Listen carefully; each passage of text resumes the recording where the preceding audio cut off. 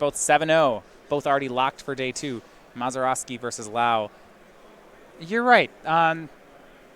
This is going to be a tough one for Lau. Ooh, I like this configuration of the opening hand there. It wasn't a smiling face. Stefan wrote out, yo.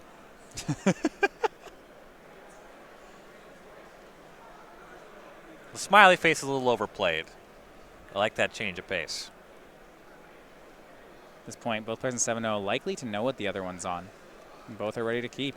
Inspiring vantage for Mazuroski, and he'll just start out with a spike. Ben at 17, you see a smile on his face like, all right, I know what you're up to. Right. Got a pretty good idea of the other 74 cards you brought to the table. Shakes his hand. I think he says that I don't like this one. Cycle Street Wraith. Yeah. He has drawn his 1 main deck copy of Anger of the Gods. On Stefan's side, looks like picked up Monastery Swift Spear. Just a little turn late on that one, but it'll still play here. Right. Yeah, nothing's going to catch that one. No, Living End does not gonna have check. any plays here. There was a rules update that made Dead Gone a card accessible to the Living End deck, though it looks like 2 copies in the sideboard, none in the main deck for Benjamin Lau. Mazuroski will take another turn off here to cast Eidolon of the Great Revel. Lau will cycle.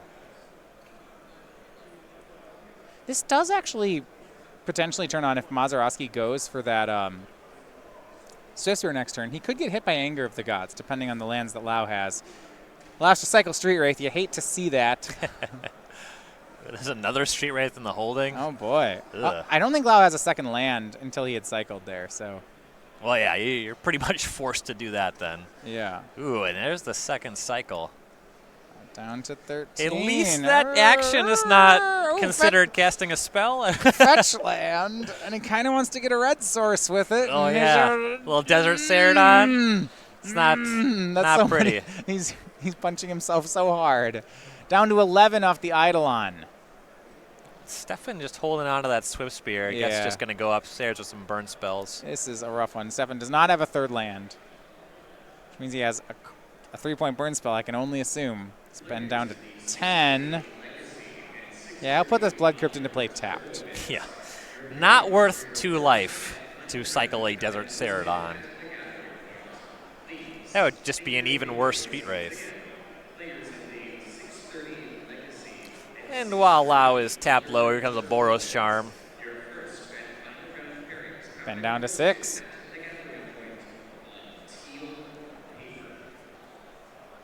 And picks up a land. And he has Blackleaf Cliffs. So that's Demonic Dread. He could pay Go to 4 2? life to clean up this battlefield and get some Street Wraiths and a Horror of the Broken Lands. This matchup's really terrible. Wow. Doesn't look great for the Living End side of things. You know, I'm live for a bingo with the Goblin Guide revealing a land, and our burn players just aren't drawing that card. Let's look at this for a bit. All right, card was cast off Suspend. We had a Rift Bolt a long time ago. Oh, if we're doing that, I had a Freebooter exile a card. Yeah, no, that's fine. You can't win that way. That's true. That's the rule. If you miss the win. Oh, you just win on, like, all your squares. Only 2 of them, or 3 of them. Has the rack dealt damage yet? Not on camera. Okay. Has it even if in the entire tournament all? Arguably, I would not bet on it. Here's an attack with the Eidolon. Violent Outburst. Ben goes to 4.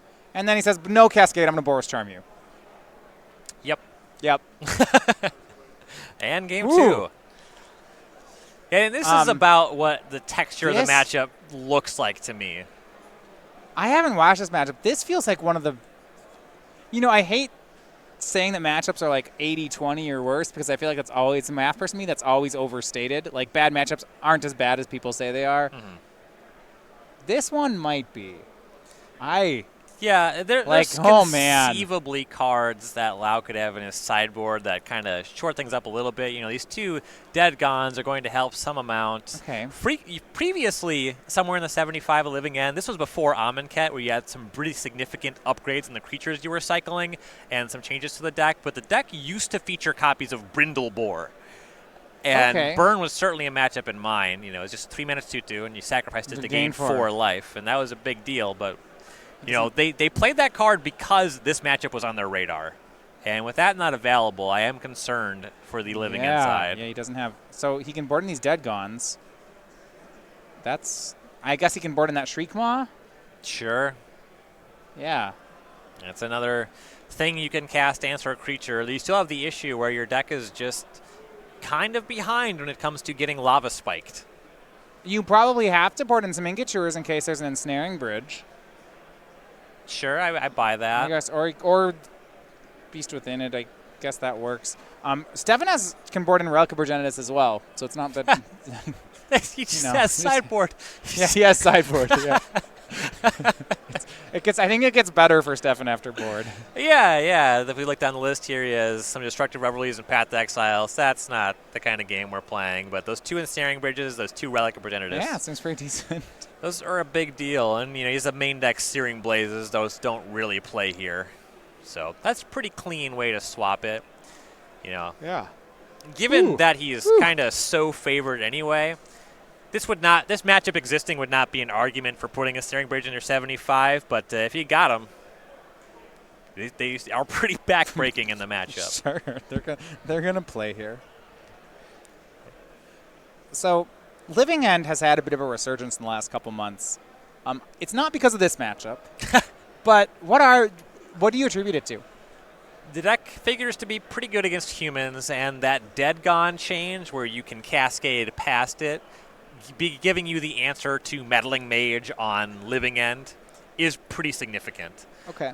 Banned Spirit's just on our creature deck. The more that there are just decks that are trying to cast creatures in Modern, the better the Wrath of God, the board, and put 12 power on the battlefield deck becomes. That is true. Especially looking at today, Collected Company and Aether Vial decks do look to be on the upswing. Yeah, we have seen just a ton of that at the top tables in this tournament.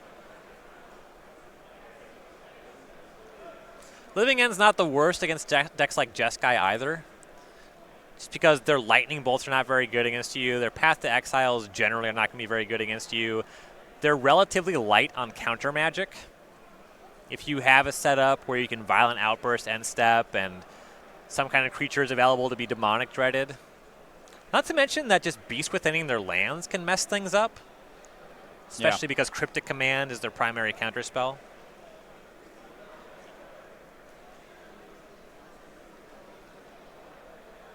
Well, game number 2 here. Lau mulliganing, Mazuroski gonna keep. Looks like they're both mulliganing. Both mulliganing. Apologies there. Living End a deck that can mulligan very freely. Yeah, you really just need a small number of lands, a bunch of creatures to cycle through. Don't draw your Living Ends and produce a Cascade spell. Because all your cards cycle on the setup, you frequently just have extra cards. A hand of Demonic Dread, 1 land, and 3 creatures is actually keepable. It's not great, but it's a 5-card hand that could definitely do its thing. Yep. Burn, on the other hand, does not mulligan particularly well. Lava Spike gets worse the more you mull.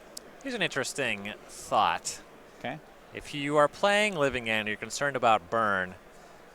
What do you think about registering 1 Collective Brutality in your sideboard? Cascading so into you it? can always cascade. You either Living End or you Brutality is probably really good. Oh, man. I'm fine if this misses. Right. It's not a miss. It's a miss, but, I don't know. I probably win the game, right? Just cut all the Living Ends and just put in 4 Collective Brutalities. And you just cast your Archfiend of Ifnir when you get up to 5. Yeah. You just always cascade into Collective Brutality. I love this card in the matchup. Okay, like the standard deck that used to always cascade into either Esper Charm or Blightning. That's a nice deck. Goblin Guide. Crack, fetch for Goblin Guide. It was a block constructed deck, though. Let's be fair. Oh. Yeah. And there was the Seismic Swans deck. That's another good Cascade hit. Nice. That was when Cascade first came out. What if I register this 42 land deck? That's when you know that something fair is going on. Yeah, some of the lands were Mutavaults, so that's a spell.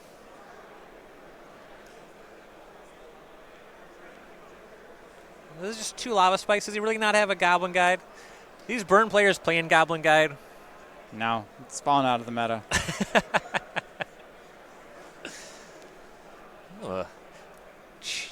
fetched for untapped Shockland and just didn't cast anything there. Instead Lightning Bolt. There we go. That's what we were doing. This is not a matchup where you want to target creatures there, so. There's Monastery Swift Spear. A little late to the party, but still works. It's going to go ahead and cast it, and it looks like Spike on in. So Ben down to 14 and then to 12. Remaining cards in Stefan's hand are another Spike and an Eidolon. And it looks like we got one and a Helix. So Helix, Spike, Eidolon. Pretty strong holdings. Sure, that'll get the job done pretty quickly. Yeah, it's a setup that has a reasonable mix of burn, still has active Swift Spear, and if he draws a land, he just gets this Spike plus Eidolon on the following turn.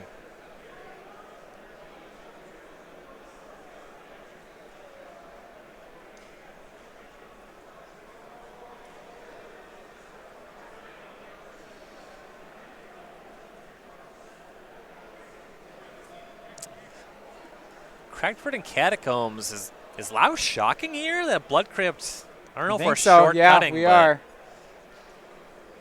We'll see. Yeah, he's down to 9, so it appears so. Yeah, cycling Desert Ceradon.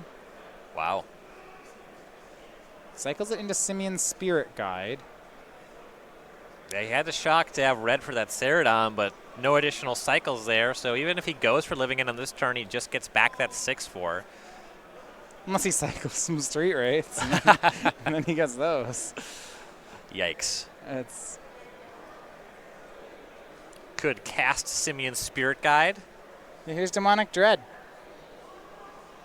We'll see if he's on that Collective Brutality plan, Ryan. I don't. He seems to have not registered it. I would be concerned. And there's Living End. So it's just really a kill spell for the Swift Spear, and Ben makes a 6/4. If they I don't mind it. Printed a 3-mana 6/4 creature. 6/4 Shriekmaw? Do you no? Just sure, yeah. I guess it would be a Shriekmaw. That card would see play. But just imagine a creature. I'd say the mana cost is just Jund, green, black, red, and it's a 6/4. No. Is that card even modern playable? Is it that better than Sprouting Thrinax? Same mana cost. Yeah, I'm not convinced it's better than Thrinax. And no one and Thrinax is like a ways away from playable. Right. It's kind of like when Psychotog was standard legal. Yeah. Players talked about, if they just printed a 3-mana 5/6, it'd be worse than Psychotog. Yeah. I think it'd be really hard to convince me that card's better than Tireless Tracker. Yeah. That's Yeah, Tracker gets bigger than that and draws cards. Yeah, I mean, we have Steel Leaf Champion. That's a 3-mana 5/4, and that's not touched in Modern. I've seen that in Modern decks. Okay. It's an elf. It's an elf. It's an elf. It has 3 green devotion. Oh, Fulminator Mage from Ben Lau and a swing in for 6 actually is gonna do some things. Stefan wisely drew a land for turn. To play 2 burn spells and get the win. So Stefan Mazuroski improves to 8-0, a convincing 2-0 over Ben Lau. Ben actually game 2